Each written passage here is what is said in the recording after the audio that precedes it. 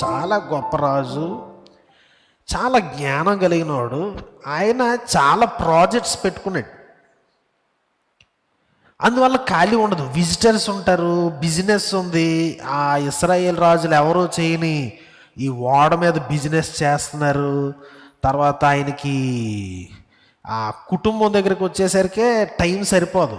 వందలాది మంది ఉపపత్నులు, భార్యలు, పిల్లలు, హడావిడి. ఆయన భోజనపు బల్ల దగ్గర బోలంతమంది అధికారులు, చాలా ఇన్ని ఇదిలో సాధారణమైన ప్రజలలో ఏం చేస్తున్నారు అనేది ఎవరు గ్రహించలేరు. అంత టైం ఉండదు.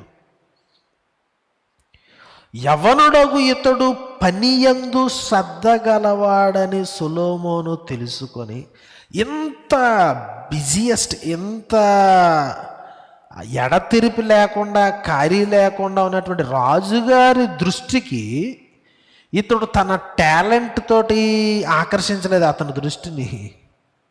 రాజుగారి యొక్క సముఖంలోకి ఇతడు తేబడింది ఏదో రికమెండేషన్ వల్ల కాదు.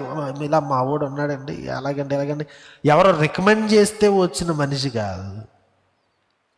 లేకపోతే చాలా రికార్డ్స్ని బద్దలు కొట్టి ఆటల పోటీల్లోనో, లేకపోతే పబ్లిక్గా ఏమంటారు, పబ్లిక్ బహిరంగ ప్రదర్శనలు ఉంటాయి కదా, ఇది ఏమంటుందని బాడీ బిల్డింగ్ ఆ ప్రదర్శనలు, లేకపోతే కసరత్తులు చేసేటువంటి విధానాల్లో చూపించి మల్ల యుద్ధాలు ఇట్లాంటి వాటిలో ఓహో ఇతడు భలే అని అట్లాగా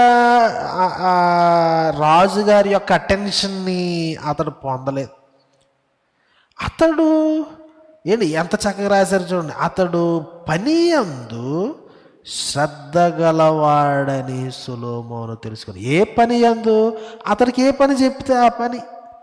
ఒకవేళ గుర్రాల సాలలో అతనికి డ్యూటీ వేస్తే గుర్రాలని బాగా శుభ్రం చేసి, ఆ సాలను శుభ్రం చేసి, గుర్రాల మీద పేలు లేకుండా చూసి, ఆ పైన బూజులు దులిపి, లేకపోతే అక్కడ తడి లేకుండా చేసి, వాటికి వేసే ఆహార విషయంలో చూసి, వాటి కట్టే గంతలు, లేకపోతే వాటికి రథాలకు సంబంధించిన శుభ్రంగా ఉంచి, వీటి అంటే తనకు అప్పగించబడిన పనిలో శ్రద్ధ గలవాడని అంత మహారాజుకు తెలిసేటట్లుగా చేయగలిగాడు.